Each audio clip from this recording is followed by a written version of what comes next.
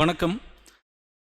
Group 2A counselling date எப்போ அப்படிங்கிறது இன்றைக்கி hot topic of the Tamil Nadu இல்லை hot topic of the TNPSC ஆஸ்பிரண்ட்ஸாக இருக்கிற ஒரு சூழ்நிலை. பட் ரொம்ப சீக்கிரமாக வந்துடும். ஸோ வர மண்டே அதற்கான அறிவிப்புகள் சரியாக வரும் அப்படிங்கிற ஒரு எதிர்பார்ப்பு இருக்குது. பட் அது 100% ஷியோர் இல்லை. அதனால் பட் எந்த நேரத்தில் வேணாலும், நான் சொல்கிறது மண்டே அப்படிங்கிற அளவுக்கு அது அதிகப்படியான தூரம் போகாமல் நாளைக்கே கூட அதற்கான அறிவிப்புகள் வரலாம். அதற்கான வேலைகள் நடந்துக்கிட்டு தான் இருக்குது. அப்படிங்கிறப்ப சீக்கிரமாக வந்துடலாம். ஓகே, அப்போ நாம் ஒரு கேள்வி தான் கேட்டுக்கணும். நம்ம எக்ஸாம் பாஸ் பண்ணிட்டோம், கரெக்டு. அந்த எக்ஸாம் பாஸ் பண்ணதுக்கப்புறம் நம்ம கவுன்சிலிங் டேட்டு கொடுத்துட்டா உடனே நம்ம ரேங்க்குக்கு உண்டான வேலையை எடுக்கிறதுக்கு நம்ம தயாராக இருக்கிறோமா, அதற்கான விஷயங்கள் எல்லாமே கிரவுண்ட் ஒர்க்லாம் பண்ணிட்டோமா அப்படிங்கிற விஷயத்த ஒவ்வொரு ஆஸ்பிரண்ட்டும், எக்ஸாம் பாஸ் பண்ண ஒவ்வொரு ஆஸ்பிரண்ட்டும் கட்டாயம் நீங்கள் பண்ண வேண்டிய வேலைகளில் மிக முக்கியமான வேலை அது. அதனால் அந்த விஷயத்தில் நம்ம ஸ்டூடெண்ட் கம்யூனிட்டிக்கு ஹெல்ப் பண்ணுறதுக்காக போஸ்ட் ப்ரொஃபைல் சீரியஸ் அப்படிங்கிற ஒரு சீரியஸ் பண்ணிகிட்டு இருக்கிறோம். அதில் ஆல்ரெடி இந்த லெவல் பே லெவல் 16, 13, 12 அதில் இருந்த எல்லா போஸ்ட்டை பற்றியும் போட்டாச்சு. இது வரைக்கும் ஒரு 9 துறைகள் பற்றின வீடியோ இருக்கும் உங்கள்கிட்ட. ரைட், அடுத்தது இந்த பே லெவல் 10. இது ரொம்ப ப்ராப்பராக, இதுக்கு முன்னாடி இருக்கிறது எல்லாமே ஒரு பே லெவல் மாத சம்பளம் கிட்டத்தட்ட 50,000 பேசிக் பே அப்படிங்கிறது ஒரு 35,900 அந்த சமயத்தில் இருக்கக்கூடிய ஒரு சம்பளம்லாம் இருக்கக்கூடிய போஸ்டெல்லாம் நம்ம பார்த்தோம். பட் இப்போ அதுக்கு அடுத்தது அந்த போஸ்ட்டு கிடைக்கல அப்படின்னா நமக்கு இருக்கிற வாய்ப்பு அப்படிங்கிறது பே லெவல் 10 இருக்கிற போஸ்ட்டு. ஸோ பே லெவல் 10 இருக்கிற போஸ்ட் என்ன அப்படின்னா, பே லெவல் 10 ரெவன்யூ அசிஸ்டன்ட் இன் ரெவன்யூ டிபார்ட்மெண்ட் அப்படிங்கிறது இதில் ரொம்ப முக்கியமான ஒரு துறை. பே லெவல் 10 இருக்கிற துறைகள்லேயே ரொம்ப முக்கியமான ஒரு துறை ரெவன்யூ அசிஸ்டன்ட் இன் ரெவன்யூ டிபார்ட்மெண்ட் அப்படிங்கிறது. தமிழ்நாட்டில் இந்த எக்ஸாம் பாஸ் பண்ண பலாயிரக்கணக்கான பேருடைய கனவாகவும் அந்த போஸ்ட் இருக்குது. நிறைய பேர் நான் வருவாய்த்துறையில் வேலை செய்யணும், ரெவன்யூ டிபார்ட்மெண்ட்டில் வேலை செய்யணும், அதுக்காக தான் இந்த வேலைக்கு படிக்கிறேன் அப்படின்லாம் இருக்கிறவங்களுக்கான நிறைய பேருக்கான ஒரு வாய்ப்பை கொடுக்கக்கூடிய ஒரு மிகப்பெரிய துறை. ஓகே, அந்த டிபார்ட்மெண்ட்டில் ரெவன்யூ அசிஸ்டண்ட் அப்படிங்கிற போஸ்ட் நமக்கு இருக்குது. அப்போ இதுக்கு எத்தனை போஸ்ட் அப்படின்னா, அது டிஸ்ட்ரிக்ட் வாரியாக கொடுத்துருப்பாங்க ஒவ்வொரு மாவட்டத்துலையும். நீங்கள் இந்த நோட்டிஃபிகேஷன்லேயே பார்த்தா உங்கள் மாவட்டத்தில் எவ்வளோ போஸ்ட் வேக்கன்ட் இருக்குது அப்படிங்கிற விஷயம் உங்களுக்கு கொடுத்துருப்பாங்க. அரியலூரில் 11 போஸ்ட் இருக்குது, கோயம்புத்தூரில் 24 போஸ்ட் இருக்குது, கடலூரில் 13, திண்டுக்கல்லில் 4, காஞ்சிபுரமில் செங்கல்பட்டில் 38 போஸ்ட்டு, அண்ட் தென் அதிகப்படியாக இருக்கிறது அடுத்த திருவள்ளூரில் 26 போஸ்ட் இருக்குது, ராணிப்பேட் வெள்ளூரில் 26 போஸ்ட் இருக்குது. இந்த மாதிரி ஒவ்வொரு மாவட்டத்துக்கு தகுந்த மாதிரி இந்த வேக்கன்சிஸ் டிஸ்ட்ரிபியூட் ஆகும். ஸோ கிட்டத்தட்ட ஒரு 500-600 போஸ்டிங்க்கு பக்கத்தில் இந்த துறையிலிருந்து ஒரு 500 போஸ்டிங் பக்கம் நம்ம எதிர்பார்க்கலாம். அவ்வளோ போஸ்டிங் இருக்குது. அப்போ இந்த மற்ற துறைகள் எடுத்தோம் அப்படின்னா, இந்த துறையோடைய மிகப்பெரிய ப்ளஸ் அப்படின்னு நான் ஃபஸ்ட்டு சொல்கிறது, மற்ற துறைகள் எடுத்தால் சொந்த மாவட்டத்தில் வேலை கிடைக்குமா கிடைக்காதா அப்படிங்கிற ஒரு ஆசிலேஷன் இருக்கும். நீங்கள் என்ன வேணாலும் எடுக்கலாம், அது சொந்த மாவட்டத்தில் வேலைக்கு கொடுக்கணுமா கொடுக்கக்கூடாதாங்கிறது உங்கள் டைரக்டரேட்டில் முடிவு பண்ண வேண்டிய ஒரு விஷயம்.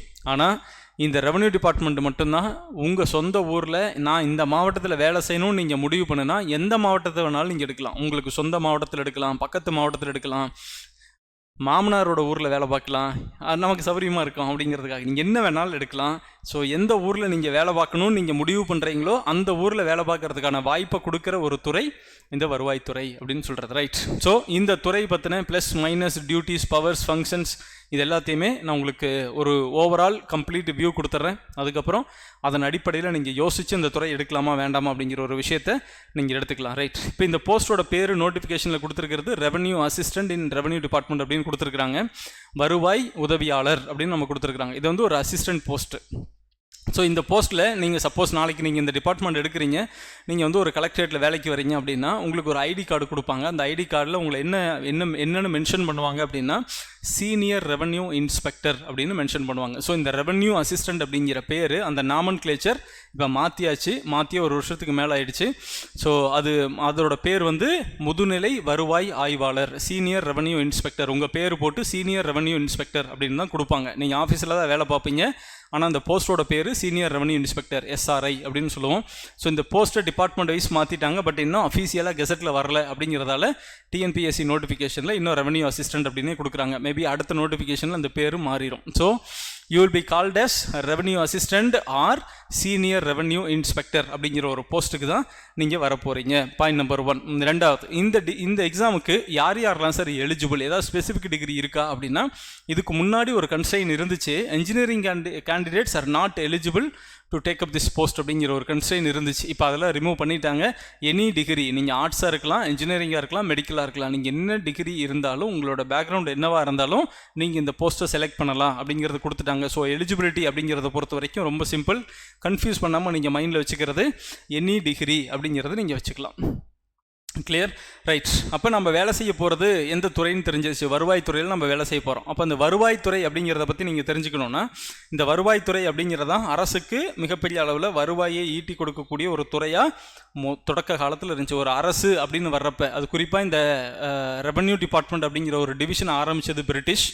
அந்த பிரிட்டிஷ்காரங்க இங்கே வர்றப்ப வரி வசூல் பண்ணுற அதிகாரத்தை அவங்க எடுத்துக்குவாங்க. நம்ம ஹிஸ்ட்ரி ஆஃப் தமிழ்நாடு அப்படின்னு நம்ம படிக்கிறப்ப நம்ம படிப்போம் 1801 கர்நாடக ஒப்பந்தம், கர்நாடக ட்ரீட்டி அப்படின்னு ஒன்று வரும். அந்த கர்நாடக ட்ரீட்டியின்படி ஒட்டுமொத்த தமிழ்நாட்டுடைய நிலப்பரப்பு அன்னைக்கு இருந்த ஆற்காடு நவாபுகிட்ட இருந்து பிரிட்டிஷ் கைக்கு போயிடும். அப்படி பிரிட்டிஷ் கைக்கு போகிறப்ப ஆற்காடு நவாபுகிட்ட இருக்கிற வரி வசூலிக்கும் அதிகாரம் எல்லாமே அவர் கைக்கு போயிடும் அப்படின்னு சொல்லுவோம். ஸோ இது தமிழ்நாட்டை பொறுத்த வரைக்கும். ஒட்டுமொத்தமாக இந்தியாவிலையும் பிரிட்டிஷ்காரங்க வர்றப்ப அவங்க எந்தெந்த ஏரியாவிலெல்லாம் லேண்ட் பவராக மாறினாங்களோ அந்த இடத்துல வரி வசூல் பண்ணுறதுக்கு, வரி கலெக்ட் பண்ணுறதுக்கு ஒரு துறை வேணும். அப்போ அது வருவாய்த்துறை அப்படிங்கிற ஒரு விஷயத்தை கொண்டுட்டு வராங்க. அந்த வரி வசூல் பண்ணுறது, கலெக்ட் பண்ணுற போஸ்ட் பேர் தான் கலெக்டர் அப்படிங்கிற போஸ்ட்டு. ஸோ வரி வசூல் செய்வதற்காக உருவாக்கப்பட்ட ஒரு பதவி தான் இன்றைக்கி சமூகத்தின் மிகப்பெரிய பதவியாக இருக்கிற கலெக்டர் அப்படிங்கிற ஒரு போஸ்ட்டு. ஸோ இந்த வருவாய்த்துறை நம்ம என்ன சொல்லுவோம் அப்படின்னா, it is a mother department to all department அப்படின்னு சொல்லுவோம். இது மற்ற அனைத்து துறைகளின் தாய் துறை அப்படின்னு சொல்லுவோம். இந்த வருவாய்த்துறையிலிருந்து தான் ஒவ்வொரு துறையாக அந்தந்த காலத்துக்கு தகுந்த மாதிரி பிரிக்கப்பட்டு இன்றைக்கி பல்வேறு துறைகள் இருக்குது. அரௌண்ட் ஒரு 40 துறைகள் தமிழ்நாட்டில் அரசு துறைகள் அப்படின்னு இருக்குது. அப்போ இதில் இருக்கிற பெரும்பாலான துறைகள் வருவாய்த்துறையிலிருந்து உருவாக்கப்பட்டது அல்லது பிரிக்கப்பட்டது. அதனால தான் நம்ம வருவாய்த்துறை என்ன சொல்கிறோம், அனைத்து துறைகளின் தாய்த்துறை அப்படின்னு நம்ம சொல்கிறோம். So mother department of all department அப்படின்னு. அப்போ இந்த ரெவன்யூ டிபார்ட்மெண்ட்டில் நீங்கள் ரெவன்யூ அசிஸ்டண்ட்டாக நீங்கள் வர்றீங்க அப்படின்னா, நீங்கள் உங்களை போஸ்ட் பண்ணாத துறையே இல்லை அப்படிங்கிற அளவுக்கு உங்களை எல்லாத்துலேயும் போஸ்டிங் போடுவாங்க. ஆதி திராவிடர் வெல்ஃபேரில் போடுவாங்க, பிசி வெல்ஃபேரில் போடுவாங்க, SSS சமூக பாதுகாப்பு திட்டத்தில் போடுவாங்க, டிஸ்ட்ரிக்ட் சோசியல் வெல்ஃபேர் ஆஃபீஸில் போடலாம், லேண்ட் அட்மினிஸ்ட்ரேஷனில் போடலாம், மற்ற எத்தனையோ துறைகள் இருக்குது. நீங்கள் அக்கௌண்ட்ஸில் போடலாம், என்னென்ன துறைகள் இருக்குது. நீங்கள் ஒரு ரெவன்யூ டிபார்ட்மெண்ட்டில் இருக்கிற ஒரு அசிஸ்டண்ட் கால்படாத துறையே இல்லை அப்படிங்கிற அளவுக்கு அனைத்து துறைகளிலும் வேலை பார்க்கக்கூடிய ஒரு வாய்ப்பு. அதுதான் பலமோ, அதுதான் இந்த போஸ்ட்டோட பலவீனமோ. ஸோ ஒரே ஒரு பர்டிகுலர் டிபார்ட்மெண்ட் எடுக்கிறோம், அந்த டிபார்ட்மெண்ட்டில் இருக்கிற வேலைகளை நல்லா கற்றுக்கிட்டோம், அப்புறம் நம்ம அந்த துறையிலேயே மென்மேலும் மேலே போகிறோம் அப்படிங்கிறது ஒரு வகை. இன்னொன்று, அப்படிலாம் ஒரே டிபார்ட்மெண்ட்டில் இருந்தால் வேலை போர் அடிக்கும் சார், நிறைய டிபார்ட்மெண்ட்டில் வேலை பார்க்கணும் அப்படின்னு நீங்கள் நினச்சிங்க அப்படின்னா எந்த டிபார்ட்மெண்ட்டில் வேணாலும் வேலை பார்க்கறதுக்கான ஒரு வாய்ப்பு இந்த வருவாய்த்துறையில் மட்டும்தான் இருக்குது. ஸோ அசிஸ்டண்ட்டின் நீங்கள் எந்த துறையில் உங்களை போஸ்டிங் போடுறாங்களோ அந்த துறையில் அதுக்கு முன்னாடி அசிஸ்டண்ட் அப்படிங்கிற நேமை சேர்த்திக்கணும். Assistant in SSS department, assistant in DSW department, assistant in DADW, assistant in SSS, assistant in accounts department. So எந்த துறையில் வேணாலும் நீங்கள் பணியமர்த்தப்படலாம் அப்படிங்கிறது இதோடைய வெர்சட்டாலிட்டிக்கான ஒரு நேச்சர். ஓகே, சரி. இந்த துறையில் பணி வாய்ப்புகள் எப்படி இருக்கும், இதனோட ப்ரொமோஷன்ஸ்லாம் எப்படி இருக்கும் அப்படின்னா, நீங்கள் முதல்ல ரெவன்யூ அசிஸ்டண்ட்டாக வருவீங்க. நான் ஆல்ரெடி சொன்ன மாதிரி உங்கள் போஸ்டிங் பேர் சீனியர் ரெவன்யூ இன்ஸ்பெக்டர் அப்படிங்கிற ஒரு நாமன்கிளேச்சர் கொடுப்பாங்க. ஏதாவது ஒரு துறையில் உங்களை போஸ்டிங் போடுவாங்க. 6 மாதம் 1 வருஷத்துக்கு ஒருக்கா ஒரு துறை மாற்றிக்கிட்டே இருப்பாங்க. அப்போ நீங்கள் நிறைய துறைகளில் அசிஸ்டண்ட்டாக வேலை பார்ப்பீங்க. ஒரு 5 to 6 வருடம், சராசரியாக 5 to 6 வருஷம் நீங்கள் அசிஸ்டண்ட்டாக ஒர்க் பண்ணுவீங்க. அந்த assistant means senior revenue inspector அப்படிங்கிற நேமோட நீங்கள் ஒர்க் பண்ணுவீங்க ஒரு மினிமம் 5 to 6 years. அதுக்கப்புறம் நீங்கள் ஃபீல்டுக்கு போவீங்க. ஃபீல்டில் போய் ரெவன்யூ இன்ஸ்பெக்டர் அப்படிங்கிற ஒரு கேட்டகரியாக நீங்கள் போவீங்க. அதுதான் உங்களோட அடுத்த promotion. So revenue inspector RI அப்படின்னு நம்ம சொல்லுவோம். இதுதான் நமக்கு சின்ன வயசுலேருந்து நம்ம பார்த்து பிரமித்த ஒரு அதிகார மட்டம் RI. இப்போ எங்கள் வீட்டில் எங்கள் அப்பா சொல்லுவார், எந்த ஒரு விஷயனாலும் எனக்கு இன்னும் நல்ல ஞாபகம் இருக்குது. நான் குட்டி பையனாக இருக்கிறப்ப ஒரு RI ஆஃபீஸ்க்கெலாம் போவார். குறைந்தபட்சம் அவரோட இலக்கு எப்படின்னு பாருங்கள், அவர் நிறைய விஷனரி, அவர் ஒரு பெரிய விஷனரி, நிறைய விஷயங்கள் நிறைய பேருக்கு சொல்லிக் கொடுக்கணும் அப்படிங்கிறது அவரோட பெரிய கனவு. அந்த விஷயங்கள் எல்லாத்தையுமே அவர் என்னெல்லாம் நமக்கு சொல்லிக் கொடுத்தாரு, அந்த விஷயத்தை இதே மாதிரி நீ நிறைய பேருக்கு சொல்லிக் கொடுக்கணும் அப்படிங்கிற ஒரு விஷன் இருக்கிற ஒரு மனுஷன் அவர், ரைட். அப்போ அவர் அவரோட இலக்குகள் எதுவுமே சின்னதில்லை. பட் அவர் சொல்லுவார், குறைந்தபட்சம் நீ நல்லா படித்து குறைஞ்சபட்சம் ஒரு ஆரையானா கூட நிறைய பேர்த்து கூட நீ கலந்து பழக முடியும், நிறைய பேர்த்துக்கு வேணுங்கிறத செய்ய முடியும், மக்கள் நிறைய பேர் அங்கே தேடி வராங்க அப்படிங்கிற ஒரு விஷயத்த நினச்ச ஒரு இடம். ஸோ ஆர்ஐ அப்படிங்கிறது ரெவன்யூ இன்ஸ்பெக்டர் அப்படிங்கிற ஒரு இடம் நேரடியாக மக்கள் அதிகப்படியாக சந்திக்கக்கூடிய, குறிப்பாக கிராமப்புறங்களில் இருக்கிற மக்கள் ஆர்ஐ ஆஃபீஸுக்கு போகாத ஆட்கள் ரொம்ப ரொம்ப ரொம்ப குறைவு. நீங்கள் ஒரு பர்த் சர்டிஃபிகேட் ஆகட்டும், ஒரு டெத் சர்டிஃபிகேட் ஆகட்டும், ஒரு பட்டா மாற்றமாகட்டும், ஒரு சொத்தில் வில்லங்கமாகட்டும், நீங்கள் உள்ளூரில் வந்து ஒரு சின்ன தொட்டி கட்டுறீங்க, ஒரு 10 மரத்தை வெட்டுறீங்க, எல்லாத்துக்குமே நீங்கள் ஆர்ஐ கிட்ட பர்மிஷன் வாங்கணும். வருவாய் ஆய்வாளர் அப்படின்னு நம்ம சொல்லுவோம். ஸோ அந்த ஆர்ஐ போஸ்ட்டு தான் நீங்கள் அடுத்து போகிற போஸ்ட்டு. ஸோ ரெவன்யூ அசிஸ்டண்ட், அடுத்தது ஆர்ஐ. ஆர்ஐயில் 2 வருஷம் உங்களுக்கு ஃபீல்டில் வேலை செய்வீங்க. ஏதாவது ஒரு நீங்கள் வேலை செய்யக்கூடிய அந்த இடத்த என்ன சொல்லுவாங்க அப்படின்னா ஒரு ஃபிர்கா அப்படின்னு சொல்லுவாங்க. ஃபிர்கா அப்படின்னா குறுவட்டம் அப்படின்னு அர்த்தம். ஸோ நம்ம டிவிஷன் எப்படி இருக்கும் அப்படின்னா, ஒரு டிஸ்ட்ரிக்டில் ஒரு ஒட்டுமொத்த டிஸ்ட்ரிக்ட்டுக்கும் தலைவர் கலெக்டர், அந்த கலெக்டருக்கு கீழே டிவிஷனாக பிரிச்சிருப்பாங்க. அது வேறு கோட்டம் அப்படின்னு சொல்லுவாங்க. ஒவ்வொரு மாவட்டமும் அதோட அளவை பொறுத்து 3 கோட்டமாவோ 4 கோட்டமாவோ இருக்கும். டிவிஷன் அப்படின்னு சொல்லுவோம், ரெவன்யூ டிவிஷன் அப்படின்னு நம்ம சொல்லுவோம். அப்படி அந்த ரெவன்யூ டிவிஷனாக இருக்கிறப்ப அந்த ரெவன்யூ டிவிஷனோட ஆஃபீஸர் பேர் தான் ரெவன்யூ டிவிஷனல் ஆஃபீஸர் அப்படின்னு நம்ம சொல்லுவோம். ஆர்டிஓ அப்படின்னு சொல்லுவோம். குரூப் 1 எக்ஸாம் எழுதி பாஸ் பண்ணி போனால் நீங்கள் போகிற ஃபஸ்ட்டு போஸ்ட்டு ஆர்டிஓ. அந்த ஆர்டிஓ போஸ்ட்டுக்கு தான் நம்ம போவோம். ஸோ ஆர்டிஓ அப்படிங்கிறது வருவாய் கோட்டாட்சியர் அப்படின்னு சொல்லுவோம். ஸோ ஒரு district divided into 3 or 4 divisions, அதுதான் ஆர்டிஓ, ரெவன்யூ டிவிஷன் அப்படின்னு சொல்லுவோம். அந்த ஆர்டிஓக்கு கீழே அதுக்கடுத்த சப்டிவிஷன் என்ன அப்படின்னா தாலுக்.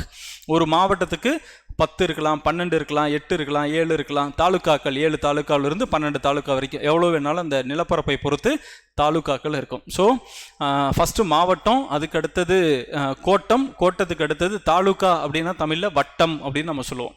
ஸோ இந்த தாலுக்காவுக்கு கீழே, ஒவ்வொரு தாலுக்காவுக்கு கீழேயும் நிறைய ஃபிர்கா அப்படின்னு ஒரு சப்டிவிஷன் வரும். அந்த ஃபிர்கா அப்படிங்கிறதோட தமிழ் தான் குறுவட்டம் அப்படின்னு சொல்லுவோம். அந்த ஃபிர்காவோடைய முழு பொறுப்பு தான் நீங்கள் ரெவன்யூ இன்ஸ்பெக்டர். ஒரு ஃபிர்காவோட முழு பொறுப்பு நீங்கள் தான். அந்த வருவாய் வட்டம் வருவாய் வட்டம் அல்ல, அந்த குறுவட்டம், அந்த குறுவட்டத்தில் அந்த ஃபிர்காவோட முழு பொறுப்பும் நீங்கள் தான். அதனால் உங்கள் பேர் வருவாய் ஆய்வாளர் அப்படின்னு நம்ம சொல்லுவோம். கிளியர்? ஸோ நீங்கள் யாருக்கு இமீடியட்டாக ரிப்போர்ட் பண்ணுவீங்க? ஒரு ஆர்ஐயாக நீங்கள் இருக்கிறப்ப தாசில்தாருக்கு ரிப்போர்ட் பண்ணுவீங்க. தாசில்தார் ஆர்டிஓக்கு ரிப்போர்ட் பண்ணுவார். ஆர்டிஓ கலெக்டருக்கு ரிப்போர்ட் பண்ணுவாங்க. இதுதான் அந்த ஹையரார்கி. அப்போ நீங்கள் நேரடியாக நீங்கள் எழுதக்கூடிய ஒரு கோப்போ, நீங்கள் எழுதக்கூடிய ஒரு குறிப்போ, நீங்கள் எழுதக்கூடிய ஒரு டிராஃப்ட்டு நேரடியாக கலெக்டர் வரைக்கும் போகிறதுக்கான வாய்ப்புகள் நிறையா இருக்குது. இப்போ நீங்கள் ஒரு ஏரியாவில் ஒரு அசம்பாவிதம் நடக்குது, நல்லதோ கெட்டதோ ஒரு பெரிய சம்பவம் நடக்குது அப்படின்னா அந்த ஏரியாவுக்கு இமீடியட்டாக தாசில்தாரை கூப்பிட்டு, கலெக்டர் தாசில்தாரை கூப்பிட்டு அந்த ஏரியாவை என்னென்னு பாருங்கம்பாங்க. தாசில்தார் இமீடியட்டாக அந்த ஏரியாவுடைய ஆர்ஐயும் விஏஓவையும் தான் கூப்பிடுவாங்க. ரைட்? ஸோ உங்கள் ஆர்ஐக்கு கீழே யார் சார் வேலை செய்வாங்கன்னா அதுதான் நமக்கு the most popular post VAO அப்படின்னு ஒரு போஸ்ட் இருக்கு இல்லைங்களா?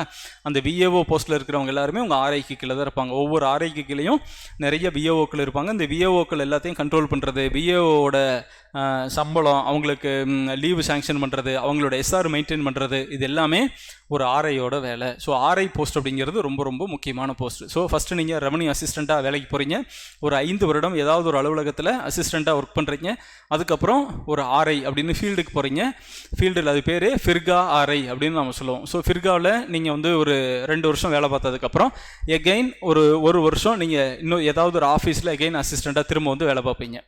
அப்புறம் அதிலிருந்து உங்களுக்கு அந்த ஒரு வருஷம் முடித்தோடனே உங்களுக்கு ஒரு டிடி அப்படின்னு ஒரு போஸ்ட் வரும். டெப்புட்டி தாசில்தார், துணை வட்டாட்சியர் அப்படிங்கிற ஒரு போஸ்ட் வரும்.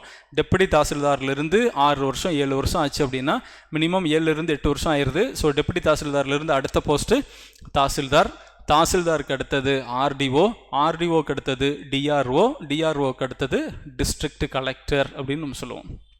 ஸோ நிறைய எக்ஸாம்பிள்ஸ் இருக்கிறாங்க. ஒரு குரூப் 4 ரெவன்யூ டிபார்ட்மெண்ட் எடுத்துகிட்டு சின்ன வயசில் நீங்கள் ஒரு 20 வயசில் நீங்கள் வந்து ஒரு ரெவன்யூ டிபார்ட்மெண்ட்டில் நீங்கள் ஜூனியர் அசிஸ்டண்ட்டாக நீங்கள் வேலைக்கு வந்துட்டீங்க, 20-21 வயசில் நீங்கள் வேலைக்கு வந்துட்டீங்க அப்படின்னா கட்டாயமாக நீங்கள் ரிட்டையர் ஆகிறப்ப ஐஏஎஸ் ரேங்க் வந்துடும் அப்படின்னு சொல்லுவாங்க. ஸோ அது மாதிரி குரூப் 4லேருந்து ஐஏஎஸ் ஆன பல ஆஃபீஸர்ஸ் இப்போவும் தமிழ்நாட்டில் ஒர்க் பண்ணிக்கிட்டு தான் இருக்காங்க. ஸோ அதற்கான வாய்ப்புகள் நிறைய இருக்குது. குறைந்தபட்சம் நீங்கள் ஒரு மாவட்டத்துடைய டிஆர்ஓவாக ரிட்டையர் ஆவீங்க. டிஆர்ஓங்கிறதுல த மோஸ்ட் பவர்ஃபுல் போஸ்ட். இந்த ஒரு மாவட்டத்தில் நெக்ஸ்ட் டு கலெக்டர் அப்படிங்கிறது டிஆர்ஓ, டிஸ்ட்ரிக்ட் ரெவன்யூ ஆஃபீஸர், மாவட்ட வருவாய் அலுவலர் அப்படின்னு நம்ம சொல்லுவோம். அவ்வளோ பெரிய போஸ்ட்டுக்கும் நீங்கள் போய் சேர முடியும். இதுதான் நமக்கு இருக்கக்கூடிய இந்த ப்ரொமோஷன் ஹையரார்கி.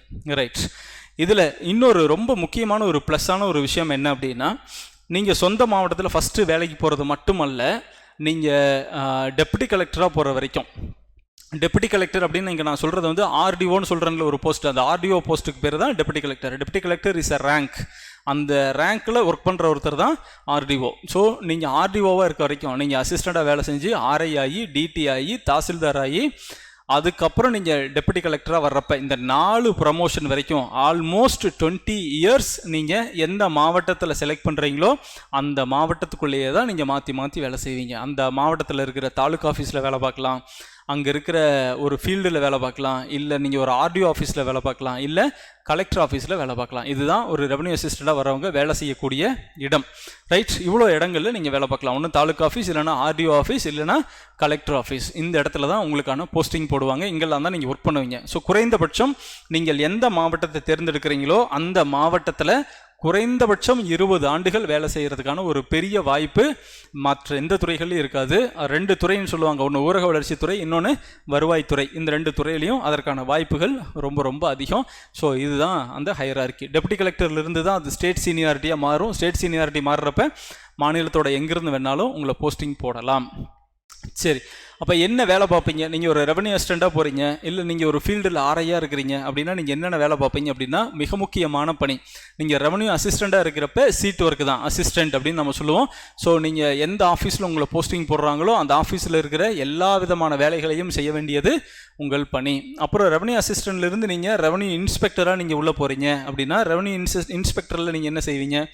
ஒரு குறுவட்டம், ஒரு ஃபிர்காவுடைய முழு பொறுப்பும் நீங்கள் தான். அந்த ஏரியாவில் இருக்கிற அனைத்து நிலங்களின் வரவு செலவுகளை நீங்கள் தான் பார்ப்பீங்க. ஒரு நிலத்தை அளக்கணும், ஒரு நிலத்தில் ஒரு விலங்கம் இருக்குது, உங்கள்கிட்ட ஒரு கம்ப்ளைண்ட் வருது, ஒரு நிலம் ஆக்கிரமிப்பில் இருக்குதுன்னு சொல்கிறாங்க, இல்லை நிலத்தை அளந்து கொடுங்கன்னு கேட்குறாங்க, அங்கே இருக்கிற வருவாய் வரி இனங்கள் எல்லாமே சரியாக வசூல் பண்ணியிருக்கான்னு பார்க்கணும்.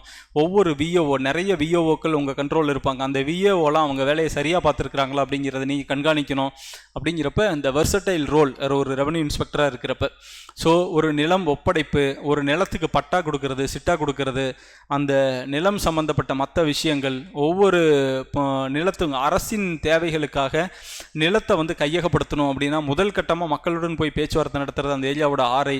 அப்போ நில ஆக்கிரமிப்புகளை அகற்றுதல், அதே மாதிரி நிலத்தை மக்களிடமிருந்து அரசின் திட்டங்களுக்காக கையகப்படுத்துதல், இது எல்லாமே ஒரு ஆர்ஐயோட வேலை, ஒரு ரெவன்யூ இன்ஸ்பெக்டரோட முக்கியமான வேலை அப்படின்னு நம்ம சொல்லுவோம். கிளியர்? அது மட்டும் இல்லாமல் அரசு எந்த திட்டங்களை இப்போ புதுசாக கொண்டு வந்தாலும், இப்போ நீங்கள் மக்களுடன் முதல்வர்னு ஒரு ஸ்கீம் கொண்டுட்டு இருந்தாங்க, உங்கள் ஊரில் முதல்வர் அப்படின்னு சொல்லி கொண்டுட்டு இருந்தாங்க. அது இல்லாமல் இப்போ மகளிருக்கான உரிமை தொகை திட்டம் அப்படின்னு ஒரு திட்டம் கொண்டுட்டு வராங்க. எந்த திட்டம் கொண்டுகிட்டு வந்தாலும் அது முதல்ல அந்த திட்டத்தை கள அளவில் ஃபீல்டு லெவலில் போய் ஒர்க் பண்ணி அதை மக்கள்கிட்ட, அந்த அரசின் திட்டத்தை முழுமையாக மக்கள்கிட்ட கொண்டு போய் சேர்த்துற முழு பொறுப்பு ஒரு வருவாய்த்துறை ஊழியர்களுக்கு இருக்குது. அதே மாதிரி இந்த வருவாய்த்துறையோட பேரே வருவாய் மற்றும் பேரிடர் மேலாண்மை துறை அப்படின்னு நம்ம சொல்லுவோம். இந்த revenue and disaster management department தான் இந்த டிபார்ட்மெண்ட்டோட பேரே. அதனால் நீங்கள் சடனாக ஒரு கஜா புயல் வந்துடுது, ஒரு புயல் வருது, ஒரு வெள்ளம் வருது, ஒரு வறட்சி வருது, இல்லை ரொம்ப முக்கியமாக ஒரு குறிப்பிட்ட ஏரியாவில் மட்டும் ஏதாவது ஒரு இயற்கை சீற்றங்களால் மக்கள் பாதிக்கப்படுறாங்க அப்படின்னா அந்த மாவட்டத்தில் இருக்கிற வருவாய்த்துறை மட்டுமல்ல, தமிழ்நாடு முழுவதும் இருக்கிற வருவாய்த்துறை ஊழியர்கள் களத்திற்கு கொண்டு வரப்படுவார்கள். அப்போ நீங்கள் புயல், வெள்ளம், நாட்டில் நல்லதோ கெட்டதோ எது நடந்தாலும் ஒரு ரெவன்யூ ஆஃபீஸர், ஒரு ரெவன்யூ டிபார்ட்மெண்ட் அஃபீஷியல் கிட்ட தான் போய் நிற்கணும். அவங்க தான் அந்த வேலையை முன்னெடுத்து செய்யணும். அப்படிங்கிறது இந்த துறையோட ஒரு பெரிய ப்ளஸ். ரைட்? சரி, இந்த துறைகளுக்கு இவ்வளோ வேலைகள் இருக்கேன் சார், எனக்கு எதுவுமே தெரியாதே, நான் முன்னாடி இதெல்லாம் எக்யூப்டாக போகணுமா அப்படின்னா அதெல்லாம் உங்களுக்கு எந்த அவசியமும் இல்லை. உங்களுக்கு 2 விதமான பயிற்சி கொடுப்பாங்க. ஒன்று, ரெவன்யூ அசிஸ்டண்ட்டாக நீங்கள் வேலைக்கு சேர்ந்த உடனே பவானி சாகரில் ஒரு அடிப்படை பயிற்சி கொடுப்பாங்க. ஒரு அலுவலகத்தில் யார் வந்தாலுமே அது ஒரு அடிப்படை பயிற்சி. ஒரு அரசு அலுவலராக வரக்கூடிய ஒரு நபர் என்னென்ன விஷயங்கள்லாம் தெரிஞ்சிருக்கணும், அடிப்படையாக உங்களுக்கு என்னென்ன விஷயங்கள் தெரிஞ்சிருக்கணும், ஒரு எஸ்டாப்ளிஷ்மெண்ட்னா என்ன, ஒருத்தங்களுக்கு எப்படி சம்பளம் போடணும், ஒருத்தங்களுக்கு எப்படி இன்க்ரிமெண்ட் கொடுக்கணும், எப்படி ஒருத்தங்களுக்கு ப்ரொமோஷன் கொடுக்கணும், ஒருத்தங்க மேலே எப்படி ஒழுங்கு நடவடிக்கை எடுக்கணும், எடுத்த நடவடிக்கை எப்படி நீக்கணும், ஸோ ஒரு அலுவலகத்துடைய டெக்கோரமை, டிசிப்ளினை எப்படி மெயின்டைன் பண்ணணும், அவங்களோட பவர்ஸ் என்ன, ஃபங்க்ஷன்ஸ் என்ன, அவங்களுக்கு மேலே இருக்கிற சுப்பீரியர் பவர் யார், இவங்க யாருக்கு சபார்டினேட், இந்த அத்தனை விஷயத்தையும் சொல்லிக் கொடுக்கறது பவானி சாகர் ட்ரைனிங். அது இல்லாமல் ரெவன்யூ இன்ஸ்பெக்டர் அப்படின்னு நீங்கள் போகிறப்ப ஃபீல்டுக்கு போகணும், ஃபீல்டில் நிலத்தை பார்க்கணும், நிலங்களை முறையாக அளக்கணும், பிடிக்கணும். அப்படிங்கிறப்ப அது சம்மந்தமான நில அளவை தொடர்பான அனைத்து விதமான ட்ரைனிங்கும் உங்களுக்கு இன்னொரு இடத்துல கொடுப்பாங்க. அது வந்து ஒரத்தநாடு ட்ரைனிங் அப்படின்னு சொல்லுவோம். ஸோ தஞ்சாவூர் மாவட்டத்தில் இருக்கிற ஒரத்தநாடு அப்படிங்கிற ஊரில் ஒரு ட்ரைனிங் கொடுப்பாங்க. நிலம் மற்றும் நில அளவை சம்மந்தமான எல்லா ட்ரைனிங்கும் ஒரத்தநாடு ட்ரைனிங்கில் உங்களுக்கு கொடுத்துருவாங்க. ரைட். ஸோ அப்போ நீங்கள் வந்து ப்ரீ எக்யூப்டா எனக்கு இதெல்லாம் தெரிஞ்சிருக்கணும் அது தெரிஞ்சிருக்கணும் அதெல்லாம் எந்த அவசியமும் இல்லை. நீங்கள் பாட்டுக்கு வரலாம், இந்த துறையை எடுக்கலாம், உங்களுக்கு தேவையான பயிற்சியை துறையே கொடுக்கும், நீங்கள் களத்தில் நல்லா வேலை செஞ்சால் போதும் அப்படிங்கிறதான் இதில் இருக்கிற ரொம்ப முக்கியமான ஒரு விஷயம். ரைட். அப்போ உங்களுக்கு வந்து தெரியுது, ஒரு குழந்தையின் பிறப்பு முதல் ஒரு மனிதனின் இறப்பு வரை எல்லாமே யாரை சுற்றி சுழலுது? இந்த வருவாய்த்துறையை சுற்றி சுழலுது. அது மலமோ மழையோ வெள்ளமோ இல்லை வறட்சியோ எதுவாக இருந்தாலும் முதல்ல களத்தில் நின்று மக்களின் துயர் துடைக்கக்கூடிய நபர்கள் யார் அப்படின்னா அதுவும் வருவாய்த்துறை ஊழியர்கள் தான். அப்படிங்கிறப்ப இப்போவே உங்களுக்கு இந்த ஜாபோட நேச்சர் புரிஞ்சிருக்கும். ஸோ இந்த பணியின் மிகப்பெரிய ப்ளஸ் அப்படின்னு நான் உங்களுக்கு சொல்கிறது, நீங்கள் விரும்பிய மாவட்டத்தில் வேலை செய்யலாம். இப்போ நிறைய பேர் கல்யாணம் ஆனவங்க, சார் குடும்பத்தை விட்டு போக முடியாது, ஃபேமிலி பார்க்கணும், நான் தான் ஒரே பையன் இல்லை ஒரே பொண்ணு, எங்களுக்கு நிறைய ஃபேமிலி ரெஸ்பான்சிபிலிட்டி இருக்குது, வேலை எப்படி இருந்தாலும் பிரச்சனை இல்லை, ஆனால் நான் எனக்கு சொந்த மாவட்டத்தில் வேலை செய்யணும் அப்படின்னா நீங்கள் கண்ணை மூடிட்டு இந்த துறையை எடுக்கலாம். ரெண்டாவது, இந்த துறையில் நிறைய பேருக்கு ஒரு கனவு இருக்கும்ல, நான் நேரடியாக மக்களால் அறியப்பட்ட ஒரு போஸ்ட்டில் இருக்கணும். That should be known post அப்படின்னு சொல்லுவாங்க. சில போஸ்ட்லாம் ரொம்ப நிறைய சம்பளம் வாங்குகிற போஸ்ட்டாக இருக்கும், ஆனால் அந்த போஸ்ட்டு பேர் சொன்னால் அந்த போஸ்ட் எங்கே இருக்குதுன்னே தெரியாது. இந்த வேலையெல்லாம் கவர்மெண்ட்டில் இருக்கா அப்படிங்கிற மாதிரி ஆச்சரியப்படுற மாதிரியான சில போஸ்டெல்லாம் இருக்குது. அது மாதிரிலாம் இல்லாமல் ஸோ ஒரு போஸ்ட்டை பேர் சொன்னால் நான் என்னவா இருக்கேன், ஆரையாக இருக்கேன் அப்படின்னு சொன்னால் எல்லாருக்குமே தெரியும். ஸோ எல்லோராலும் அறியப்பட்ட ஒரு பதவியில் இருக்கணும்னு நினைக்கிறவங்களுக்கு இது ஒரு சிறந்த வாய்ப்பு. மக்களுடன் நான் நேரடியாக கலந்து பழகணும், மக்களுடன் மக்களாக இருக்கணும், ஒரு நிலம் சம்மந்தப்பட்ட வேலைகளில் எனக்கு ரொம்ப பிடிக்கும், அப்போ நான் மக்களாக இருந்து இந்த மாதிரியான வேலைகளை செய்யணும் அப்படின்னா this is the right choice. அதே மாதிரி நிறைய உயர் அலுவலர்களுடன் பழகணும், ஆர்டிஓ பார்க்கணும், தாசில்தார் பார்க்கணும், கலெக்டர் பார்க்கணும், அடிக்கடி கலெக்டர் ஆஃபீஸ் போகணும் வரணும், இது மாதிரிலாம் இருக்குது, எனக்கு ஆசை இருக்குது அப்படின்னா உங்களுக்கு இது ரைட் சாய்ஸ். ரைட். இந்த சாய்ஸ் யாருக்கெல்லாம் இது சரியான சாய்ஸாக இருக்காது அப்படின்னா, நான் வந்து ரொம்ப ஐசோலேட்டடாக வேலை செய்யக்கூடிய ஒரு ஆள் சார், நான் நல்லா வேலை செய்வேன், ஆனால் என்னோட 10 பேரோட சேர்ந்து வேலை செய்ய முடியாது, தினம் நீங்கள் எனக்கு எவ்வளோ வேலை வேணாலும் கொடுங்க, ஆனால் ஒரு 10 பேர் கூட சேர்ந்து செய்யணும், இல்லை அவங்ககிட்டருந்து டேட்டா எடுக்கணும் அப்படின்னா அந்த வேலையில் எனக்கு ஆகாது சார் அப்படின்னா இது ஆகாது. மக்களை சந்திக்கிறதுக்கு எனக்கு பயம் இருக்குது, மக்கள் அப்படிங்கிற இடத்துல மக்கள் நிறைய வராங்க அப்படிங்கிற இடத்துலையே மக்களுடைய பிரதிநிதிகளையும் நீங்கள் சந்திக்க வேண்டிய சூழ்நிலை இருக்கும். தட் மீன்ஸ் அரசியல்வாதிகள் கண்டிப்பாக இந்த துறையில் தலையீடு இருக்கும், அவங்களையும் நீங்கள் சந்திக்கணும்.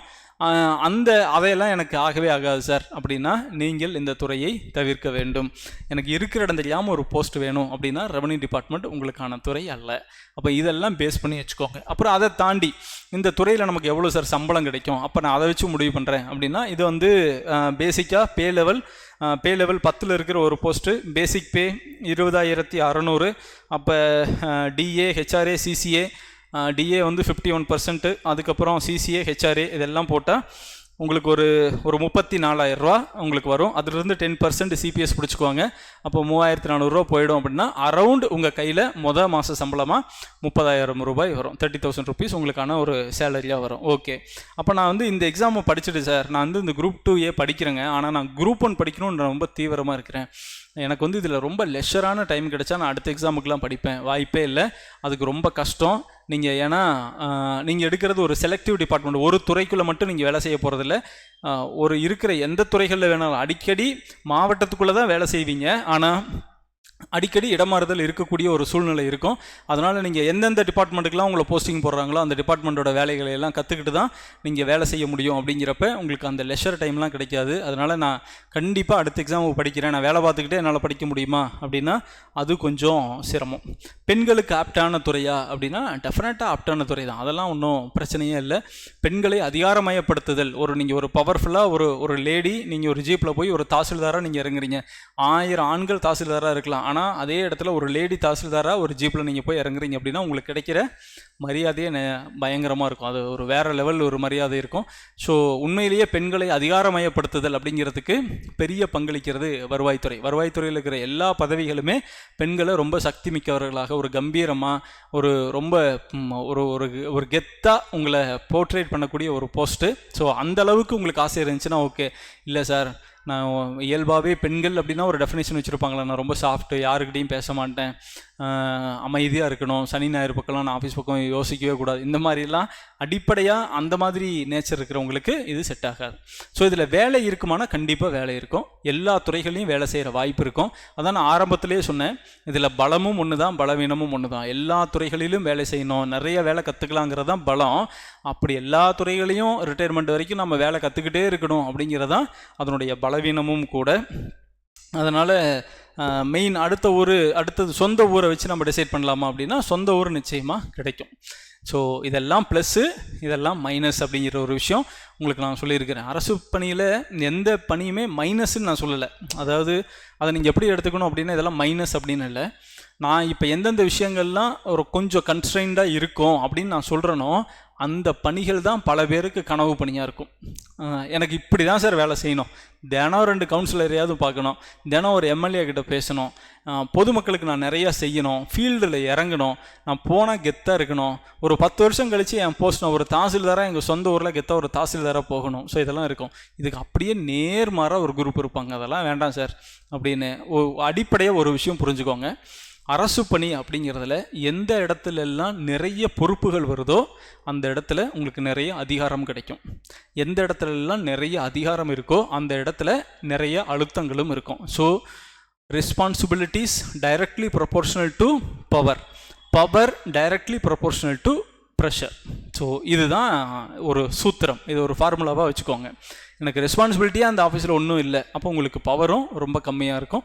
பவர் ரொம்ப கம்மியாக இருக்கிறப்ப எக்ஸ்டர்னலிருந்து வரக்கூடிய ப்ரெஷர் ரொம்ப கம்மியாக இருக்கும். ஸோ எனக்கு பொறுப்பு அதிகம், பணியின் தன்மை அதிகம், அப்போ எனக்கு பவரும் அதிகம், அதுக்கு தகுந்த மாதிரி ப்ரெஷரும் இருக்கும். ஸோ இது ரெண்டுமே இருக்கும். எனக்கு பவர் நிறைய இருக்கணும் சார், பவர்ஃபுல்லான ஒரு போஸ்ட்டில் இருக்கணும், ஆனால் எனக்கு எந்த ப்ரெஷருமே இருக்கக்கூடாது அப்படின்னா நாம்ளா சும்மா தான் உட்காந்துருக்கணும், அதுக்கு நம்ம ஒரு பவர் ஸ்டாராக தான் இருக்கணும். வேறெல்லாம் அரசு பணியில் போய் பவரும் வேணும் சும்மாவும் இருக்கலாம் அப்படின்னா அப்படி இருக்க முடியாது. ஸோ இதை பேஸ் பண்ணி நீங்கள் உங்களுக்கான செலெக்ஷன் எடுத்துக்கோங்க. எல்லா மாவட்டங்கள்லேயும் மாவட்ட அளவிலான வேக்கன்சிஸ் அப்படிங்கிறது உங்களுக்கு வந்து அது கொடுத்துருக்குறாங்க இந்த லிஸ்ட்லேயே.